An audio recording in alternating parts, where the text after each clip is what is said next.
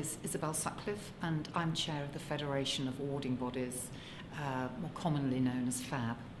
And I'm here today because this is the first of our two-day 2010 conference with the title Valued Qualifications in an Age of Austerity, which is a pretty serious title, but clearly we live in fairly sombre times. And what's going to be key to me as chair of the conference is to ensure that we get the balance right in the issues that we're discussing. Yes, you know, we are, the environment is tough from a host of perspectives, but there are some opportunities, and actually some of those opportunities are pretty key, opportunities the like of which awarding bodies have probably not seen, you know, for many years.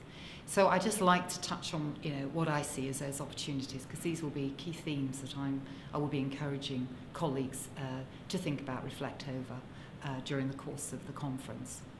All of them obviously stem from the change in government and from those very, very early announcements made by government about how they wanted to bring about changes, fundamental political changes in the country as a whole.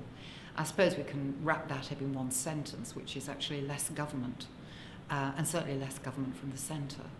So when we actually start to unpick and look at what that means from the perspective of awarding bodies, providing for the learning and skills sector, then when we take that to, you know, the next definition, which again has come from both BIS for the post-19 sector and from the Department for Education for 14 to 19, is very much about giving institutions, schools, colleges, training providers, employers, choice in an open market.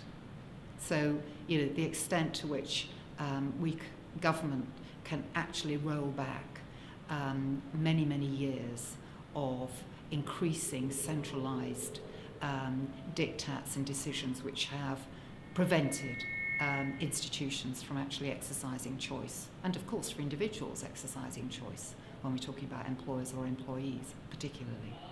So working in an open market for awarding bodies is a huge opportunity. It'll take a while for actually the opportunity and what it means to sink in, because the market has been controlled, if a market in that sense, you can describe it as such. So an open market, a real opportunity for awarding bodies at last to get back to what some of us would say is how we used to work, where you consulted and you worked with the critical stakeholders, many of whom would be your ultimate purchasers, to design qualifications according to the need that they were defining. And then at the end of the day, knowing that those qualifications were fit for purpose and meeting that need. And of course then, in turn, would be hugely successful in the market because they were meeting needs and enabling learners and those who achieve the qualifications to move on. So, operating in an open market, wonderful. Big opportunity. Let's hope it comes about. The second opportunity, and it's obviously all these opportunities are interrelated, is actually defined by, to get to an open market, to move from where we have been to where the government is saying it wants to go, requires an awful lot of unravelling of systems and processes, duplication, bureaucracy, call it what you will, that is in the way and impedes the operation of an open market. So of course again, it's another way of looking at the opportunities an open market provides. But for us particularly, thinking about where there has been bureaucracy, where there has been duplication, where unnecessary costs have been built into the system, actually what the unravelling and the taking away of all of those things, how we then as awarding bodies would maximise the new opportunities is a bit of a challenge, because for 20 years we have grown used to working with agencies who are defining what it is we have to do, working with agencies who are approving, you know, what we have done before it can go to market. Taking that away and then actually shining the spotlight on the organisation, on the awarding body itself, and saying, no, you don't need, you do that now. Whoa, fabulous.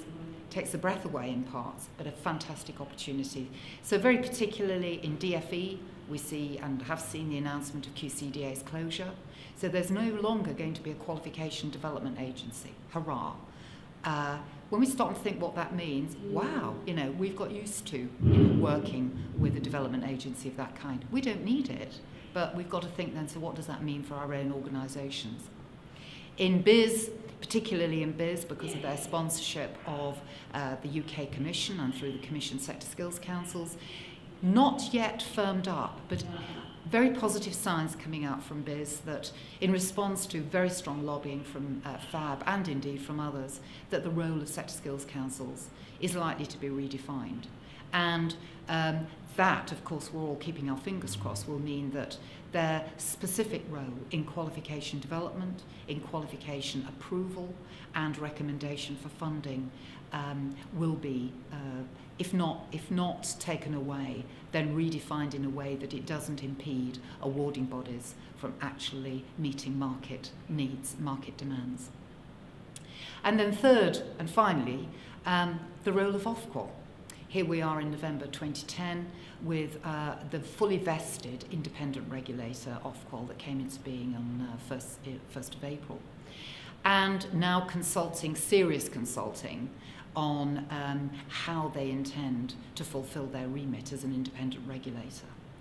And I think a fabulous opportunity for the awarding bodies to, through our responses to the consultation, help shape Ofqual's approach to regulation that enables it to do what it has said it intends to. It says it wants to regulate at a high level. It says it wants to regulate according to risk, and it wants to regulate at the level of the organisation and move away from the micro regulation that's applied to individual qualifications hitherto. The organisation is the bit, if you like, that's regulated. The freedoms that then gives the awarding body with that recognition and working in that regulated space, the freedoms and permissions that will give us to rapidly respond to need and rapidly get highly valued, high quality, regulated qualifications because they come from a regulated organisation into market is fantastic. And you know what? The outgoing government and this government and governments, for so long have been saying, why can't we get and give employers and learners qualifications that they want? Of course, we would have said and have said and continue to say, take out all the unnecessary bureaucracy that gets in the way of an awarding body giving the market what it wants. We're businesses, and that's all we're wanting to do. And we're wanting to be held to account for the quality of our qualifications, because actually our reputations are all, and it's no one's interest to give and put into the market anything that is not actually giving the learners, the institutions, the employers, whoever it might be that's making choices and taking those qualifications exactly what they want. So, some big opportunities, some big challenges as always, but I think we're going to have a really good conference with lots and lots of interesting, I'm sure, very lively, sometimes heated even, debates about some of these issues. Thank you.